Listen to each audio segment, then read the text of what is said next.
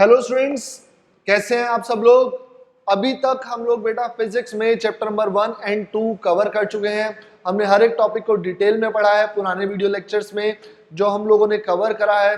आज की क्लास में हम लोग नया चैप्टर स्टार्ट कर रहे हैं, that is chapter number 3 current electricity. So current electricity topic या करंट इलेक्ट्रिसिटी नाम का चैप्टर हम लोग थोड़ा सा 10th क्लास में पढ़ चुके हैं जैसे कि, लेकिन आप लोग जानते हैं कि हम लोग 10th के हर एक टॉपिक को डिटेल में पढ़ने वाले हैं 12th क्लास में। सो हम लोग स्टार्ट कर रहे हैं आज चैप्टर करंट इलेक्ट्रिसिटी के साथ। सो करंट इलेक्ट्रिसिटी होता क्या है, इसको समझने के लिए सबसे पहले हम लोग जो फर्स्ट सेकंड चैप्टर था, जो यूनिट फर्स्ट थी इलेक्ट्रोस्टैटिक्स। सो इलेक्ट्रोस्टैटिक्स हम लोगों ने पढ़ा था कि दो वर्ड्स को मिला करके बनता है। Electro means electricity charges, statics means rest. तो करंट इलेक्ट्रिसिटी उसी का थोड़ा सा एडवांस वर्जन है। इलेक्ट्रोस्टैटिक्स में हम ये पढ़ते थे कि चार्ज अगर रेस्ट पर है तो क्या क्या प्रॉपर्टीज शो करता है, क्या क्या बिहेवियर शो करता है। फॉर एग्जांपल वो फोर्स एक्सर्ट करता है, इलेक्ट्रिक फील्ड एक्सर्ट करता है, उसका कुछ फ्लक्स होता है। ये सब टॉपिक्स हम लोगों ने पढ़े थे चैप्टर नंबर 1 में या यूनिट फर्स्ट में। आज हम लोग ये पढ़ेंगे कि अगर चार्ज फ्लो कर रहा है तो क्या होगा। सो करंट इलेक्ट्रिसिटी को अगर हम लोग देखें सिंपल शब्दों में, करंट का मीनिंग होता है, जब भी हम करंट पूछते हैं बच्चों से तो करंट बच्चे बोलते हैं flow of charge. Current is not flow of charge, current is only flow and electricity is charge. So what is current electricity? Current electricity is flow of charge, current flow of charge नहीं है। आपने 11th class में एक chapter पढ़ा था thermal properties of matter, उसके अंदर हम लोगों ने एक टॉपिक पढ़ा था heat current. So heat current क्या था? Flow of heat. So current का मीनिंग होता है फ्लो, और जिसके साथ करंट वर्ड लगता है उस चीज का फ्लो होता है। So current electricity means flow of charge. So what is current electricity? अगर हम सिंपल शब्दों में समझें, it is branch of physics in which we study about flow of charge. Okay, now charge का फ्लो होता किस रीजन की वजह से है? जैसे हम लोगों ने 10th क्लास में, 9th क्लास में, 11th क्लास में पढ़ा था कि एक बॉडी का मूवमेंट हो रहा है, तो उस बॉडी के मूवमेंट के लिए आपको एक चीज चाहिए होती है। अगर बॉडी की स्पीड चेंज करनी है, उसको रेस्ट से मोशन में लाना है या उसको एक पर्टिकुलर डायरेक्शन में चलाना है, तो उसके लिए हम एक फिजिकल क्वांटिटी रिक्वायर्ड होती थी। वो फिजिकल क्वांटिटी क्या होती थी? वो फिजिकल क्वांटिटी होती थी अनबैलेंस फोर्स। जब तक किसी बॉडी के ऊपर अनबैलेंस फोर्स नहीं लगता तब तक वो बॉडी किसी एक पर्टिकुलर डायरेक्शन में मूव नहीं करती। यही हम लोगों ने 11th क्लास में पढ़ा था। तो करंट इलेक्ट्रिसिटी में हम चार्ज के फ्लो के बारे में पढ़ रहे हैं। तो चार्ज का फ्लो एक पर्टिकुलर डायरेक्शन में कब होगा, किस रीजन की वजह से होगा, ये हम लोग समझेंगे। ऑल्दो ये कंसेप्ट हम थोड़ा सा सेकंड चैप्टर में पढ़ चुके हैं। सेकंड चैप्टर का नाम था हमारा पोटेंशियल एंड कैपेसिटेंस। उस चैप्टर में हम लोगों ने ये पढ़ा था कि पोटेंशियल हमें ये बताता है कि चार्ज कहां से कहां फ्लो करेगा। चार्ज हमेशा फ्लो करता है, पॉजिटिव चार्ज हमेशा फ्लो करता है high potential to low potential, और नेगेटिव चार्ज फ्लो करता है low potential to high potential. तो चार्ज के फ्लो करने का जो रीजन होता है, जो कॉज होता है, वो होता है पोटेंशियल डिफरेंस। जैसे बॉडी की स्पीड का चेंज होने का कॉज होता है फोर्स, वैसे ही चार्ज के फ्लो होने का जो रीजन होता है वो होता है पोटेंशियल डिफरेंस। जब तक किसी बॉडी या दो पॉइंट्स के बीच में पोटेंशियल डिफरेंस नहीं होता तब तक वहां पर चार्जेस का एक पर्टिकुलर डायरेक्शन में फ्लो नहीं होता। तो हम लोग फोर्स को रिप्लेस करके, जब हम करंट इलेक्ट्रिसिटी में आएंगे तो हम लोग ये समझेंगे कि फोर्स को रिप्लेस करके फोर्स का सब्स्टिट्यूट जो है वो है पोटेंशियल डिफरेंस, या इसका एक और नाम है इस चैप्टर में जो बहुत ज्यादा यूज होता है। चैप्टर की स्टार्टिंग ही हम उसी टॉपिक से करते हैं, that is electro motive force. इसको शॉर्ट में बोलते हैं EMF। सो इलेक्ट्रोमोटिव फोर्स क्या होता है? अगर हम सिंपल इसको वर्ड्स को ब्रेक करें, एक ऐसा फोर्स, मोटिव मींस मोशन, में ले आए इलेक्ट्रॉन्स को। बेसिकली हम लोग कंडक्टर्स के बारे में पढ़ रहे हैं इस चैप्टर में। तो कंडक्टर्स में जो करंट का फ्लो होता है, इलेक्ट्रिसिटी का फ्लो होता है, वो फ्री इलेक्ट्रॉन्स की वजह से होता है। ये आप लोग 10th क्लास में 9th क्लास में पढ़ चुके हैं। 3 टाइप के, अगर हम सिंपल सी बात देखें, जो कंडक्टर्स होते हैं, जो सॉलिड कंडक्टर्स होते हैं, उसके अंदर चार्जेस का फ्लो, फ्री इलेक्ट्रॉन्स होता है, उसकी वजह से करंट इलेक्ट्रिसिटी होता है। सेकेंड हम लोगों ने पढ़ा था कि सॉल्यूशंस में आयंस की वजह से करंट का बिहेवियर आता है या इलेक्ट्रिसिटी का डेवलपमेंट होता है। तो अगर हम लोग देखें, एक कंडक्टर है, उस कंडक्टर के अंदर बहुत सारे ऑलरेडी फ्री इलेक्ट्रॉन्स होते हैं, बट वो फ्री इलेक्ट्रॉन्स किसी एक पर्टिकुलर डायरेक्शन में मूव नहीं कर रहे होते, वो रैंडमली मूव कर रहे होते हैं, दे आर मूविंग रैंडमली। तो उन फ्री इलेक्ट्रॉन्स को एक पर्टिकुलर डायरेक्शन में मूव करवाने के लिए जो हम फिजिकल क्वांटिटी पढ़ते हैं, जो जिसके बारे में हम डिटेल में पढ़ेंगे, उसको हम बोलते हैं इलेक्ट्रोमोटिव फोर्स। सो इलेक्ट्रोमोटिव फोर्स को अगर हम लोग सबसे पहले समझें, जो फर्स्ट लाइन में हर बार स्टूडेंट्स को बताता हूं कि it is not a force but act like a force. ये फोर्स नहीं है लेकिन फोर्स की तरह काम कर रहा है। तो है क्या ये है potential difference. It is the potential difference. अगर हम सिंपल शब्दों में समझे, it is the potential difference between 2 points which causes the flow of charge in a conductor in particular direction। आपको एक बात ध्यान रखनी है कि करंट, इलेक्ट्रिक करंट हम तभी बोलेंगे जब चार्जेस एक पर्टिकुलर डायरेक्शन में जाएंगे, एक नेट मूवमेंट हो कि एक पॉइंट से दूसरे पॉइंट पर चार्ज का ट्रांसफर हुआ है कंडक्टर के थ्रू। सो इलेक्ट्रोमोटिव फोर्स नहीं होती, ये एक्चुअली में पोटेंशियल डिफरेंस होता है जो कि फोर्स की तरह काम कर रहा है। अभी हम लोगों ने स्टार्टिंग इसी से करी कि फोर्स का सब्स्टिट्यूट होता है पोटेंशियल डिफरेंस। सो इलेक्ट्रोमोटिव फोर्स को हम लोग इस तरीके से समझ सकते हैं, इलेक्ट्रॉन को मोशन में लाने वाला फोर्स।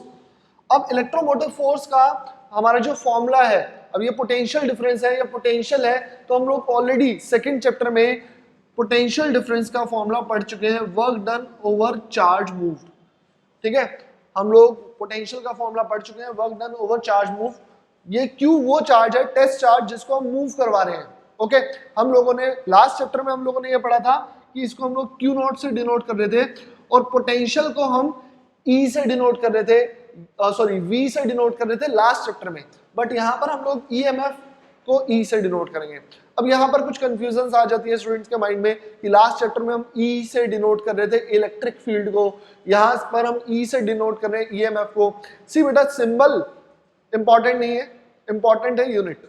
सो अगर आप यहां पर लिखेंगे कि इसकी ऐसा यूनिट, इसकी ऐसा यूनिट हमारी होगी जूल पर कूलम, और जूल पर कूलम को हम बोलते हैं वोल्ट। इलेक्ट्रिक फील्ड की जो हम लोगों ने ऐसे यूनिट पढ़ी थी, अगर हम लेट्स से यहां पर लिखें कि E is equal to 5 newton per coulomb है and E is equal to 5 joule per coulomb है, तो आप यहां से कंक्लूड कर सकते हो कि इलेक्ट्रिक फील्ड क्या है और इलेक्ट्रिक ईएमएफ क्या है। सो ईएमएफ पोटेंशियल डिफरेंस, उसकी यूनिट होती है जूल पर कूलम, और इलेक्ट्रिक फील्ड हम लोगों ने पढ़ा था फोर्स पर यूनिट चार्ज था, सो एफ बाई क्यू नॉट होता था, तो वहां पर हमारा 5 न्यूटन पर कूलम होगा। तो आपको हमेशा बेटा जो फोकस करना है वो फोकस करना है यूनिट्स के ऊपर, सिंबल के ऊपर इतना फोकस नहीं करना। सो अब हम लोग आगे बढ़ते हैं। ईएमएफ, इलेक्ट्रोमोटिव फोर्स, ये कंसेप्ट बहुत ही छोटा सा कंसेप्ट था लेकिन बहुत ही इंपॉर्टेंट कंसेप्ट है, दोबारा से समझ लेते हैं शॉर्ट में।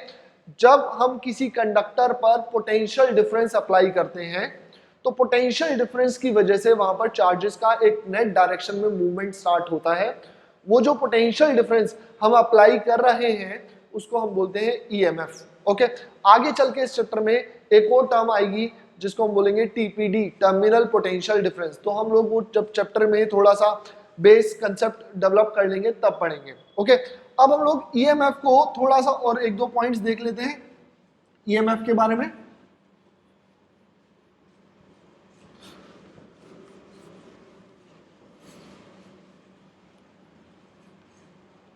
सो ईएमएफ का अभी आप लोगों ने फॉर्मूला पढ़ा EMF is equal to work done per unit charge.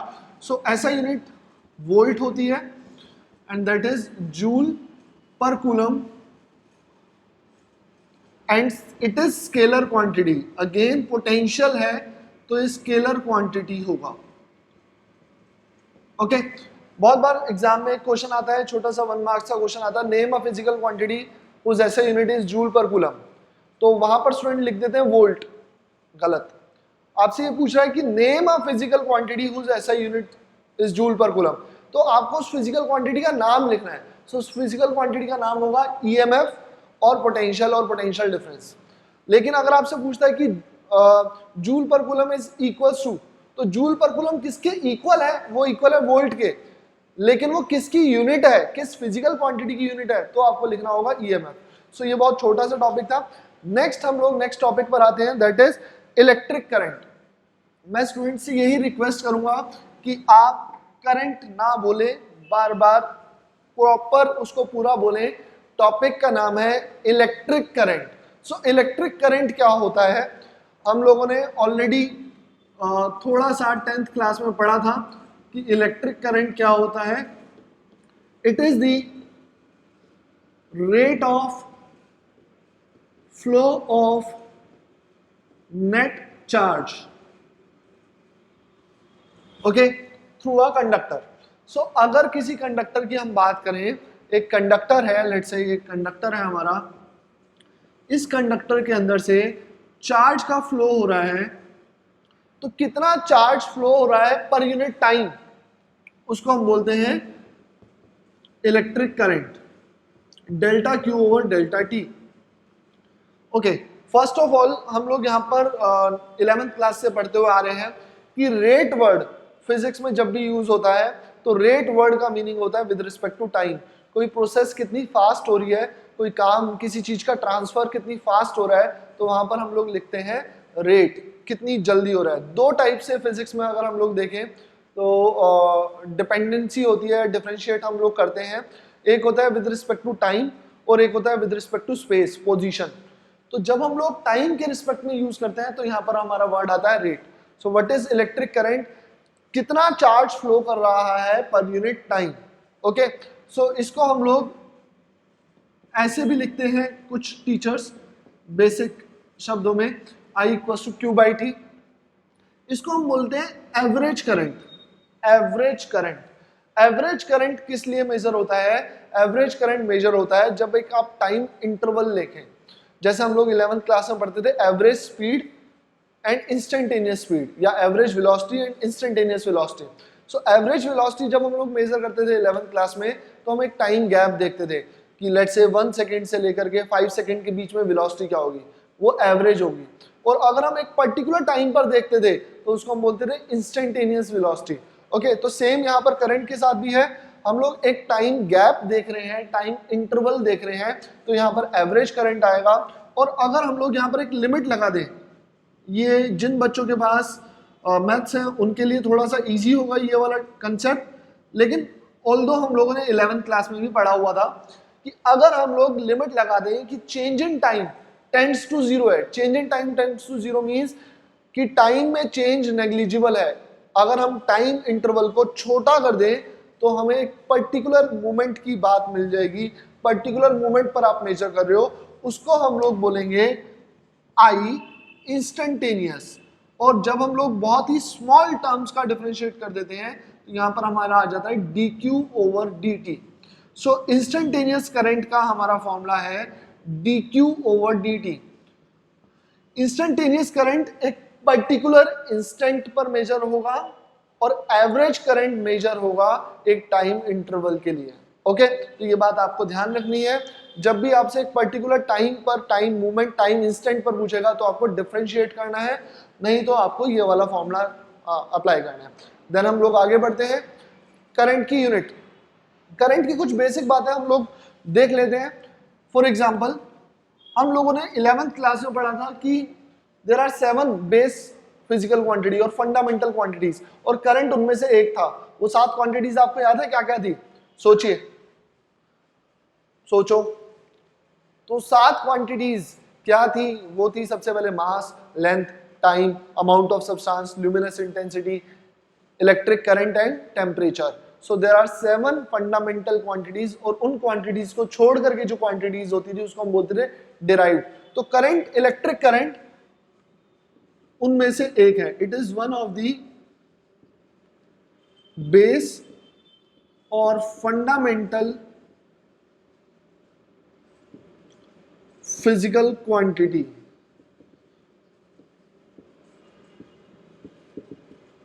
Okay, ये हमारा एक पॉइंट हो गया. Next unit.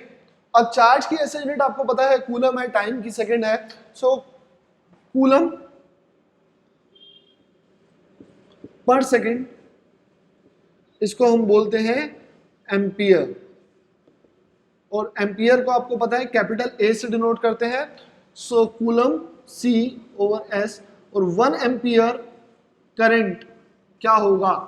1 एम्पियर की एक्चुअल डेफिनेशन जो हमारे 12th क्लास के एग्जाम में आती है, वो हम 4th चैप्टर में भी पढ़ेंगे, वही आपको लिखनी है. लेकिन अगर हम लोग 10th क्लास के कंसेप्ट पर जाएं कि 1 एम्पियर क्या होता है, सो 1 एम्पियर करंट कब होगा? जब 1 कूलम ऑफ चार्ज फ्लो करेगा 1 सेकेंड में. 1 सेकेंड में अगर 1 कूलम का चार्ज फ्लो करके जा रहा है कहीं से, तो वहां पर इलेक्ट्रिक करंट क्या होगा? 1 एम्पियर.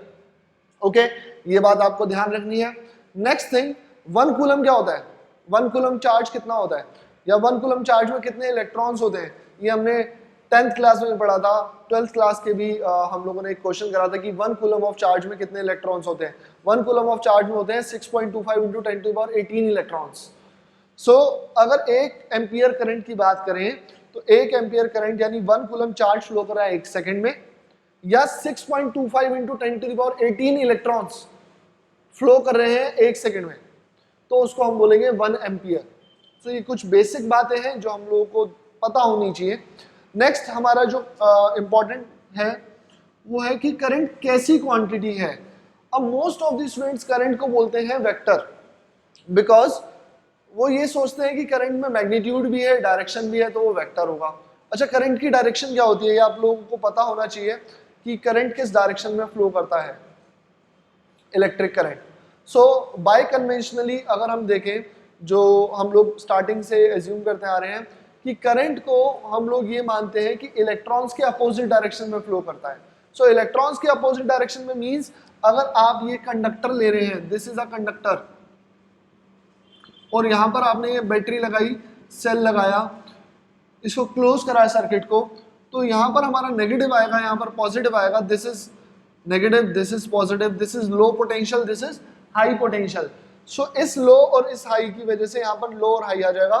तो इलेक्ट्रॉन्स का जो फ्लो होगा वो स्टार्ट होगा इस डायरेक्शन में. इलेक्ट्रॉन्स फ्लो होते हैं low potential to high potential, और करंट का फ्लो इसके अपोजिट डायरेक्शन में होता है, electric current. So electric current flow होगा high to low, means positive to negative. ये बात आपको ध्यान रखनी है कि नॉर्मली हमारा जो इलेक्ट्रॉन्स फ्लो होते हैं वो फ्लो होते हैं low to high, that is negative to positive terminal of battery outside the circuit.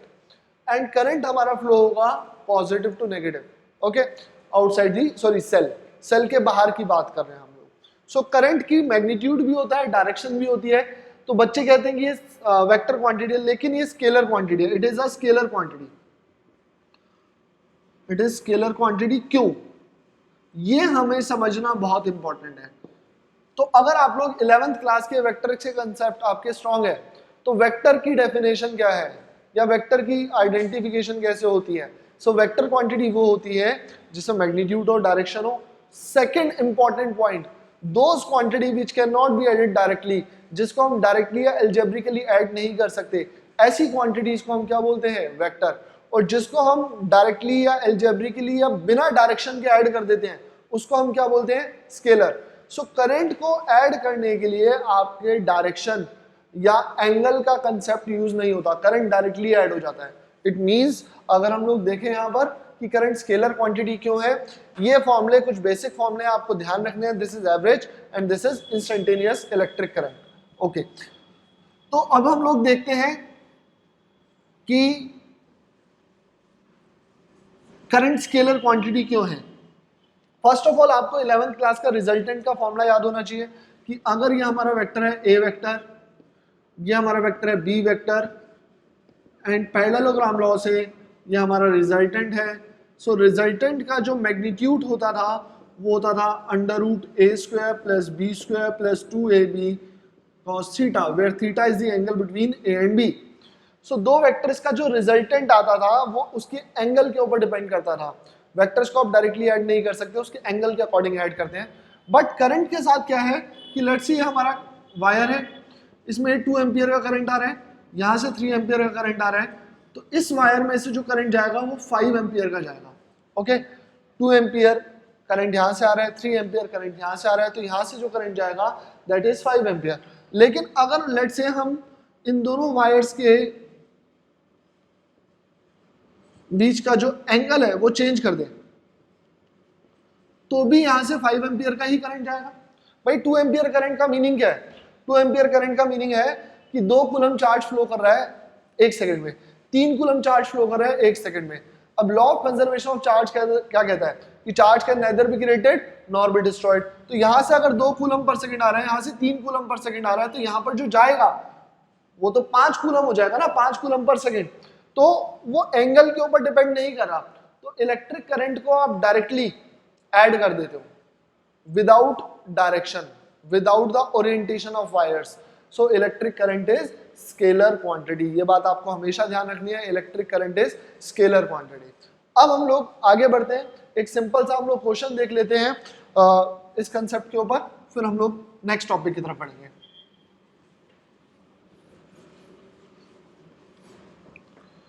So question हमारा जो है वो ये है कि जो चार्ज फ्लो कर रहा है किसी वायर में,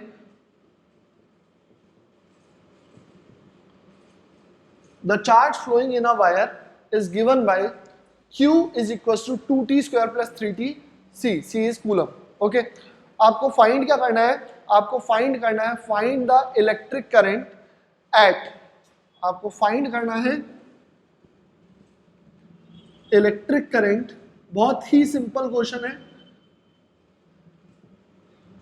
first part at t equals to 3 second, second part at t equals to 5 second. So आपको एक पर्टिकुलर इंस्टेंट पर बोल रहा है at t equals to 3 second. तो यहां पर हमारा एवरेज करंट आएगा या इंस्टेंटेनियस करंट आएगा, ये आपको सोचना है कि अगर हम एक पर्टिकुलर टाइम पर करंट निकालने हैं तो कौन सा करंट आएगा। ऑब्वियस सी बात है, अगर हम एक पर्टिकुलर टाइम पर निकालते हैं तो वहां पर हमारा इंस्टेंटेनियस करंट आता है। सो I इज इक्वल टू हमारा dq ओवर dt का फॉर्मूला रहेगा। तो फर्स्ट ऑफ ऑल आप q का डिफरेंशिएशन करेंगे, पहले आप q का डिफरेंशिएशन करेंगे तो करंट की इक्वेशन आएगी, इलेक्ट्रिक करंट की, एंड देन आप टाइम की वैल्यू पुट करेंगे। सो जब आप q का डिफरेंशिएशन करेंगे तो यहाँ पर 2 ऑलरेडी बाहर आ जाएगा, t² का हो जाएगा 2t, 3 बाहर आ जाएगा एंड t का हो जाएगा 1। सो ये हमारा डिफरेंशिएट करके आ रहा है और हम लोग इसको ऐसे भी लिख सकते हैं इनिशियली 2t² प्लस 3t का differentiation with respect to time. So ये हो जाएगा 4t प्लस 3। अब ये हमारी करंट की इक्वेशन है, ये इंस्टेंटेनियस करंट है और इस इक्वेशन से आप किसी भी टाइम पर करंट फाइंड कर सकते हैं। सो फर्स्ट पार्ट में at t equals to 3 second की वैल्यू बात कर रहे हैं। सो t की वैल्यू हम 3 पुट कर देंगे, तो जब आप 3 पुट करोगे तो यहाँ पर आ जाएगा 4 3 plus 3 that is 15 ampere. Unit जरूर ध्यान रखनी है बिकॉज ये कूलम में था, ये सेकंड में है, तो ये 15 एम्पियर हो जाएगा। Second at t equals to 5 second की बात कर रहा है, तो I इक्वल्स टू यहाँ पर हम 5 पुट करेंगे, 4 into 5 plus 3 that is 23 ampere. So ये बहुत ही सिंपल बेसिक क्वेश्चन था जिसमें आपको ये ध्यान रखना है कि अगर आपको चार्ज की इक्वेशन दी है और आपसे करंट पूछ रहा है एक पर्टिकुलर टाइम पर, तो आपको पहले चार्ज की इक्वेशन का डिफरेंशिएट करना है, देन करंट की इक्वेशन में आपको टाइम की वैल्यू पुट करनी है। तो ये हमारा टॉपिक था। अब हम लोग जो अगला टॉपिक स्टार्ट कर रहे हैं वो टॉपिक है ड्रिफ्ट वेलोसिटी। अभी तक हम लोग बेसिक टॉपिक कवर कर रहे थे, अब हमारा नया टॉपिक स्टार्ट हो रहा है ड्रिफ्ट वेलोसिटी, जो आप लोगों ने 10th में या 11th में टॉपिक कवर नहीं करा था। सो ये हमारा फ्रेश टॉपिक है। लेट्स सी क्या होता है ड्रिफ्ट वेलोसिटी, क्या इंपॉर्टेंस है, क्या क्या कंसेप्ट्स हैं, ये सब हम लोग देखते हैं। Let's see. सो अब हम लोग जो टॉपिक स्टार्ट कर रहे हैं वो है drift velocity. Drift velocity topic में हमें क्या पढ़ना है पहले हम ड्रिफ्ट का मतलब समझते हैं। ड्रिफ्ट का मीनिंग होता है फिजिक्स में चार्ज का मूव करना इलेक्ट्रिक फील्ड की वजह से। The movement of charge due to electric field is known as drift. So drift velocity topic क्या है, इस टॉपिक को हम लोग समझते हैं। It is the average velocity with which an electron is drifted from negative end of conductor to positive end. So average velocity, सबसे पहला वर्ड हमारा आ रहा है कि ये एवरेज वेलोसिटी होती है। किस चीज की एवरेज वेलोसिटी होती है? एवरेज वेलोसिटी होती है इलेक्ट्रॉन की। जब वो ड्रिफ्ट होता है, ड्रिफ्ट यानी मूव होता है नेगेटिव एंड से पॉजिटिव एंड। मीनिंग क्या है कि अगर हम लोग एक कंडक्टर देखें, let's say this is a conductor. अब इस कंडक्टर को अगर हम लोग देखें, यहाँ पर इलेक्ट्रॉन है, सो इस इलेक्ट्रॉन का जो मूवमेंट है, ये इलेक्ट्रॉन फ्रीली मूव करता है, ओके, रैंडमली मूव करता होता है किसी भी डायरेक्शन में, और ये दूसरे इलेक्ट्रॉन से कोलाइड करता रहता है, आयंस से कोलाइड करता रहता है, और इसकी कोलिजन्स इस तरीके से होती है कि इसका कहीं नेट मूवमेंट नहीं हो रहा। अभी आपको ध्यान रखना है, हम लोगों ने यहाँ पर इस कंडक्टर के अंदर कोई पोटेंशियल डिफरेंस अप्लाई नहीं करा, ओके। ये कंडक्टर नॉर्मल कंडक्टर है, एक वायर है कॉपर की लेट से, तो इसके अंदर जो इलेक्ट्रॉन्स हैं वो इलेक्ट्रॉन्स रैंडमली मूव करेंगे। जब वो इलेक्ट्रॉन्स रैंडमली मूव करेंगे बेटा, तो वहां पर इलेक्ट्रॉन्स की कोई नेट मूवमेंट नहीं होगी, या डिस्प्लेसमेंट क्या होगी, जीरो होगी। तो इनिशियल अगर हम लोग देखें तो इसकी जो इनिशियल एवरेज वेलोसिटी होगी u1 plus u2 plus so on un divided by n, वो होगी zero. Initial average velocity zero होगी। रीजन क्या है इसका? क्योंकि यहाँ पर इलेक्ट्रॉन्स कहीं मूव नहीं कर रहे पर्टिकुलर डायरेक्शन में। मूव तो कर रहे हैं, मैं बार बार बोल रहा हूँ, मूव कर रहा है, लेकिन पर्टिकुलर डायरेक्शन में मूव नहीं कर रहा, वो रैंडमली मूव कर रहा है। तो अगर लेट से मैं वहां से घूम करके दोबारा से यहाँ पर आ रहा हूँ, तो मेरा डिस्प्लेसमेंट क्या है? मेरा डिस्प्लेसमेंट है जीरो, और डिस्प्लेसमेंट जीरो होगा तो एवरेज वेलोसिटी भी क्या होगा? Zero, okay.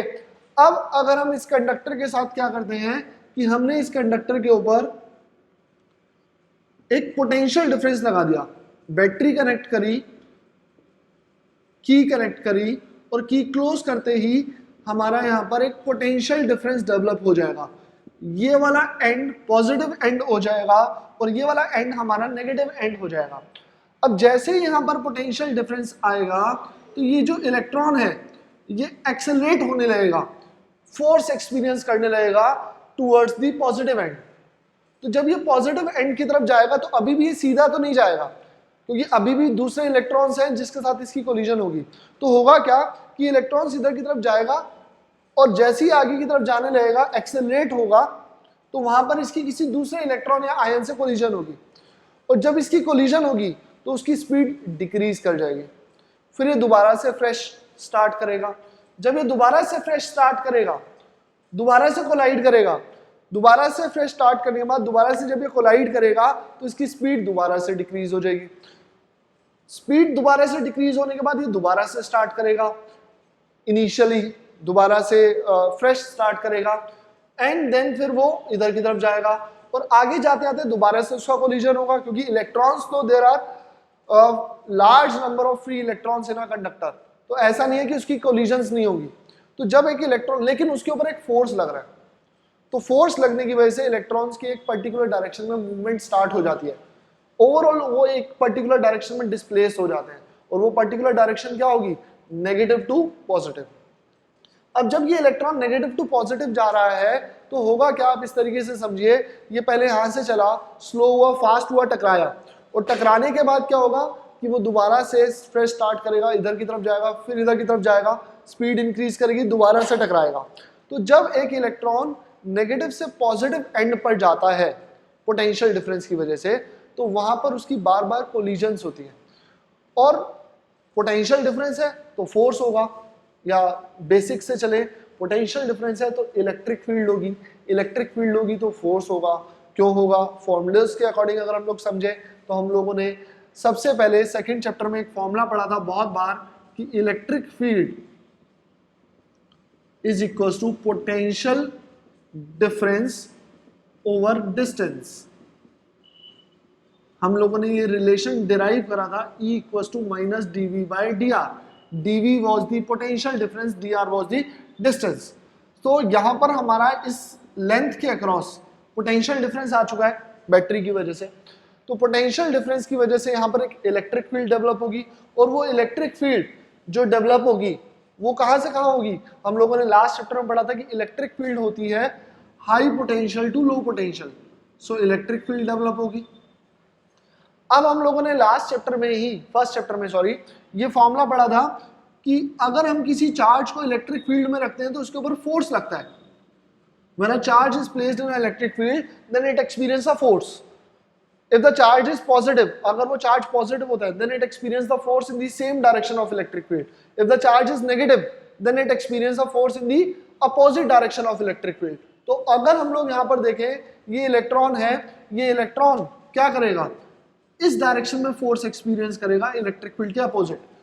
अब फोर्स लग रही है तो एक्सेलरेट होगा, एक्सेलरेट होगा, उसकी स्पीड बढ़ेगी, कोलाइड करेगा, स्पीड डिक्रीज हो गई। लेकिन अभी भी पोटेंशियल डिफरेंस है, इलेक्ट्रिक फील्ड है, फोर्स है, तो दोबारा से स्टार्ट होगा, एक्सेलरेट होगा, फिर दोबारा से कोलाइड करेगा।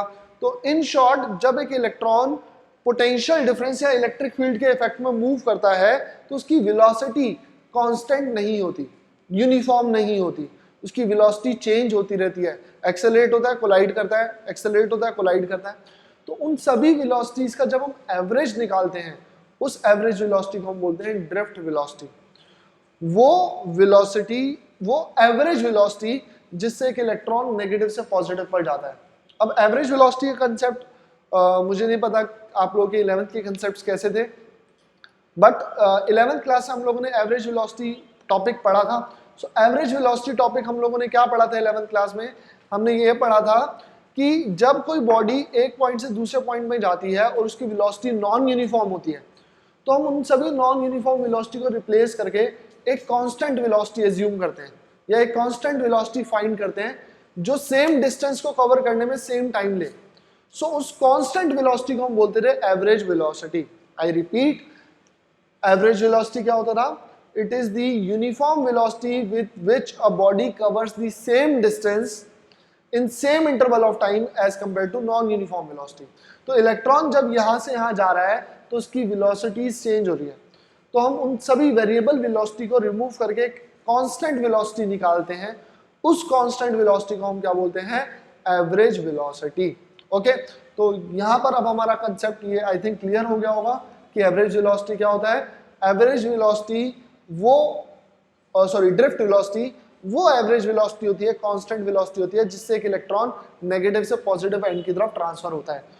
ये एक्चुअल में कांस्टेंट नहीं है, लेकिन हम लोग फाइंड करते हैं, एज्यूम करते हैं कि कितनी कांस्टेंट वेलोसिटी से वो चलेगा सो दैट वो कंडक्टर को क्रॉस कर ले। ओके, तो अब हम लोग इसकी डेरिवेशन देखते हैं। इसकी डेरिवेशन बहुत इंपॉर्टेंट है। इस डेरिवेशन से लिंक्ड आगे 3 डेरिवेशन हैं और बहुत इंपॉर्टेंट हम रिजल्ट पर पहुंचेंगे इस डेरिवेशन की हेल्प से, वो होगा ओम्स लॉ। तो अभी हम लोग देखते हैं डेरिवेशन पार्ट, ये हमारा डेफिनेशन या कंसेप्ट पार्ट था। Okay, let's start. सो अब हम लोग जो टॉपिक डिस्कस कर रहे हैं वो है एक्सप्रेशन फॉर ड्रिफ्ट वेलोसिटी। अभी हम लोगों ने देखा था कि ड्रिफ्ट वेलोसिटी होता क्या है, अब हम लोग उसकी डेरिवेशन स्टार्ट कर रहे हैं। सो डेरिवेशन पार्ट में हम लोगों ने सबसे पहले यहाँ पर क्या 2 केसेस लिए हैं। केस फर्स्ट जिसमें हम लोगों ने की को ओपन रखा है। जब हमारी की ओपन होगी तो ये इलेक्ट्रॉन की जो मूवमेंट होगी ये रैंडम डायरेक्शन में होगी। इलेक्ट्रॉन इधर उधर कोलाइड करके दोबारा से वहीं पर आ जाएगा या कहीं नेट मूवमेंट नहीं होगा। सो इस केस में अगर हम लोग देखें तो इलेक्ट्रॉन की जो इनिशियल एवरेज वेलोसिटी होगी, वो इनिशियल एवरेज वेलोसिटी क्या होगी? u average that will be u1 plus u2 plus so on un divided by n is equal to 0। ये तब होगा जब की ओपन है, व्हेन की इज ओपन। अब हम लोग जब की को क्लोज करेंगे, व्हेन की इज क्लोज्ड, जो हमारा सेकंड केस है, इस केस में अगर हम देखें तो जैसे ही आप की को क्लोज करोगे बेटा, तो यहाँ पर ये हमारा पॉजिटिव है नेगेटिव है, यहाँ पर पॉजिटिव और नेगेटिव आ जाएगा। इस पॉजिटिव नेगेटिव की वजह से यहाँ पर हमारा पोटेंशियल डिफरेंस डेवलप होगा across the ends of a conductor, and due to this potential difference there will be a electric field from high potential to low potential और फ्रॉम पॉजिटिव टू नेगेटिव। तो यहाँ पर हमारी एक electric field create होगी, और उस electric field का फॉर्मूला हम लोगों ने पढ़ा हुआ है ऑलरेडी सेकंड चैप्टर में, E is equals to V by L, where V is the potential difference of the battery and L is the length of the conductor, जिस लेंथ के अक्रॉस हम लोगों ने लगाया है। सो this is the electric field.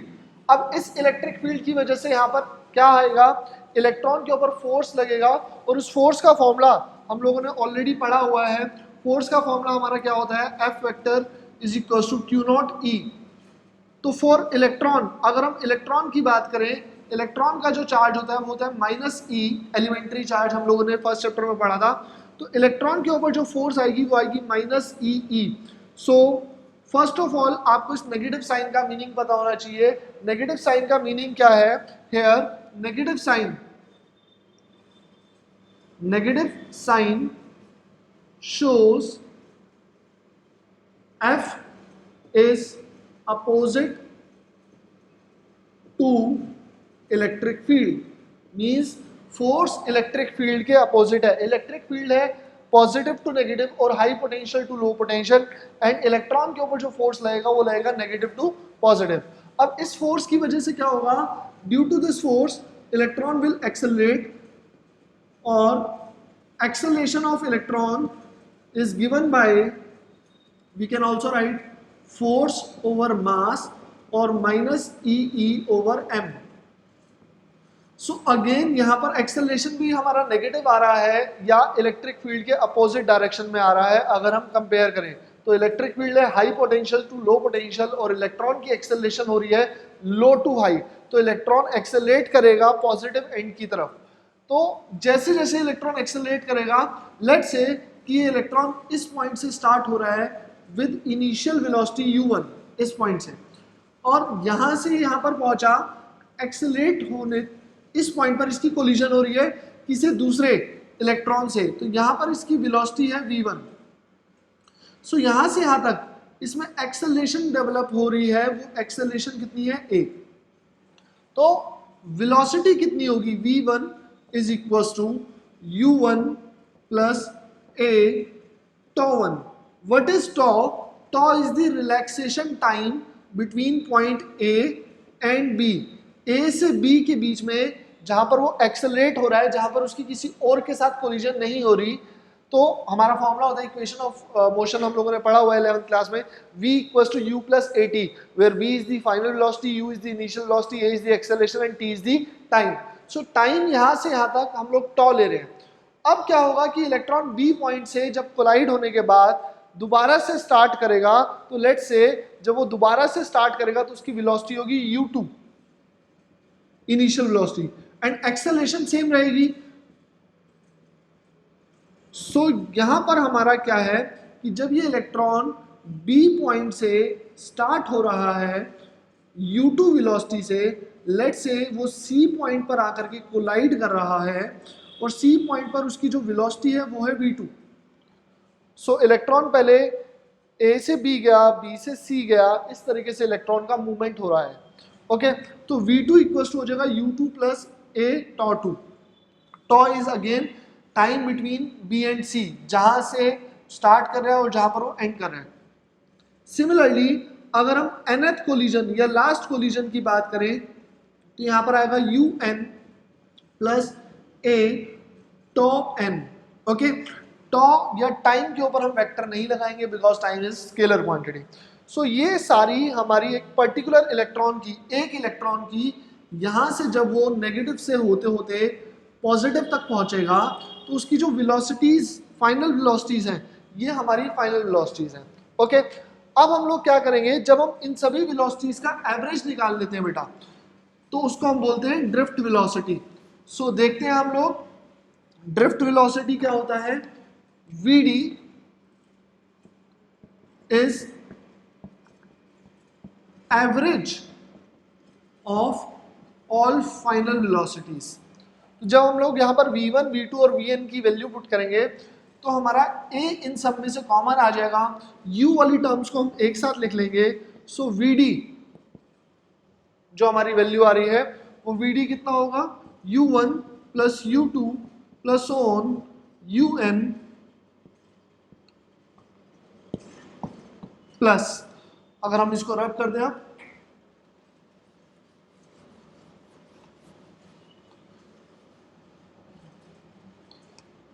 a common आ जाएगा सब में से, τ1 plus τ2 plus so on τn divided by n। And जब हम एलसीएम स्प्लिट करेंगे तो n यहाँ पर भी आएगा, यहाँ पर भी आएगा। So u1 plus u2 plus so on un divided by n plus a τ1 plus τ2 plus so on τn divided by n। यहां तक हमारा आएगा। अब ये सब जो हमारी फर्स्ट टर्म है इस पूरे फॉर्मूले में, इस फर्स्ट टर्म में अगर आप देखेंगे ये जो टर्म है ये इनिशियल एवरेज वेलोसिटी थी और ये हमारी फर्स्ट इक्वेशन थी, जीरो था, तो यहां पर हो जाएगा zero plus a and this term, these are the relaxation time, time between successive collision, दो कोलिजन्स के बीच का जो टाइम होता है उसको हम बोलते हैं रिलैक्सेशन टाइम। तो यहां पर ये सभी रिलैक्सेशन टाइम का एवरेज है, तो इसको हम लिखेंगे टॉ एवरेज। ओके, सो जो हमारी ड्रिफ्ट वेलोसिटी का फाइनल फॉर्मूला आएगा, अब वो फाइनल फॉर्मूला क्या आ रहा है, vd vector is equal to a into tau average and a is given by minus e tau by m। So this is the final formula for drift velocity. Okay, अब drift velocity यहाँ पर जो average velocity है वो किन factors के ऊपर depend कर रही है ये हम देखते हैं। सबसे पहले तो अगर आप देखोगे यहाँ पर हमारी दो टर्म्स कांस्टेंट है। ओके, दो टर्म्स क्या क्या कांस्टेंट है, एक तो है एलिमेंट्री चार्ज E, तो वो एक कांस्टेंट वैल्यू है, and second is m, m is the mass of electron. तो जो हमारा एक्सेलरेशन में फोर्स अपॉन मास आया था वो मास इलेक्ट्रॉन का था। सो E और m ये दोनों वैल्यूज कांस्टेंट है। तो अगर आप यहां पर देखें, फर्स्ट थिंग जो ड्रिफ्ट वेलोसिटी है वो डायरेक्टली प्रोपोर्शनल है E के, इलेक्ट्रिक फील्ड के।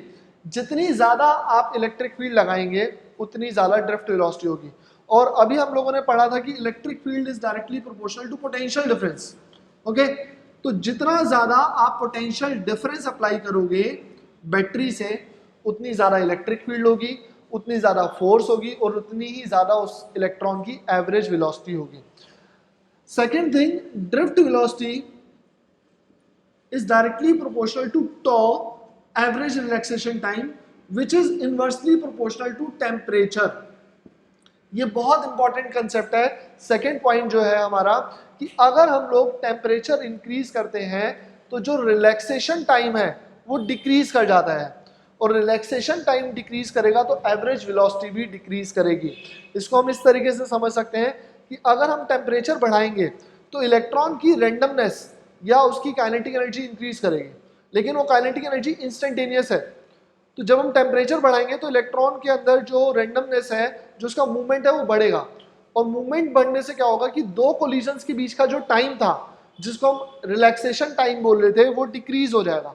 तो लेट्स से अगर हम एक दो क्लैप्स के बीच का टाइम देखें, ये दो क्लैप्स हैं, अब इन दो क्लैप्स के बीच के टाइम को हम बोल रहे हैं रिलैक्सेशन टाइम।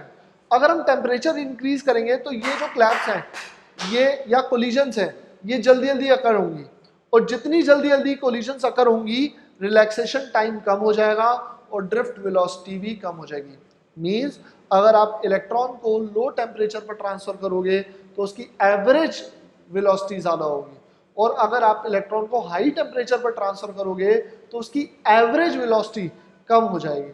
एवरेज वेलोसिटी होती है ड्रिफ्ट वेलोसिटी, इंस्टेंटेनियस इंक्रीज हो जाएगी लेकिन एवरेज डिक्रीज हो जाएगी। ये बात आपको ध्यान रखना है। ऑन एन एवरेज उसकी कोलिजन्स बढ़ जाएंगी और उसका जो मूवमेंट है वो इतना इफेक्टिव नहीं रह पाएगा इलेक्ट्रॉन का। तो ये हमारा ड्रिफ्ट वेलोसिटी का फॉर्मूला है। बहुत बार एग्जाम्स में ड्रिफ्ट स्पीड पूछता है। सो ड्रिफ्ट स्पीड की अगर हम बात करें तो ड्रिफ्ट स्पीड क्या होगा, ड्रिफ्ट वेलोसिटी का जो मैग्नीट्यूड होता है उसको हम ड्रिफ्ट स्पीड बोलते हैं, वो होगा ई टॉ बाई एम। यहां पर नेगेटिव साइन हट जाएगा। यहां पर जो नेगेटिव साइन है इसका एक मीनिंग है, वो मीनिंग हम लोगों को पता है। अगर हम दो वेक्टर्स को लेफ्ट हैंड साइड और राइट हैंड साइड पर कंपेयर करते हैं और वहां पर नेगेटिव साइन आता है तो उस नेगेटिव साइन का मीनिंग ये होता है कि वो दोनों वेक्टर्स अपोजिट डायरेक्शन में है। तो इलेक्ट्रिक फील्ड थी high potential to low potential, एक एंड से दूसरे एंड पर, पॉजिटिव से नेगेटिव। और जो ड्रिफ्ट वेलोसिटी आ रही है, एवरेज वेलोसिटी आ रही है, वो average velocity of electron is opposite to electric field. Means electron का जो मूवमेंट या ट्रांसफर होगा वो इलेक्ट्रिक फील्ड के अपोजिट होगा। तो आज की क्लास में हम लोगों ने ड्रिफ्ट वेलोसिटी का कंसेप्ट पढ़ा है। ड्रिफ्ट वेलोसिटी का कंसेप्ट बहुत इंपॉर्टेंट है, इसके ऊपर बेस्ड हमारी आगे की 3-4 डेरिवेशंस हैं, 3-4 कंसेप्ट्स हैं जो एग्जाम में आते हैं। ओके, तो हम लोग इस डेरिवेशन को, इस कंसेप्ट को ध्यान से समझ लेते हैं। क्या है इस कंसेप्ट में, जब हम किसी कंडक्टर के ऊपर पोटेंशियल डिफरेंस अप्लाई करते हैं तो पोटेंशियल डिफरेंस अप्लाई करने से उस कंडक्टर के अंदर इलेक्ट्रिक फील्ड डेवलप होती है।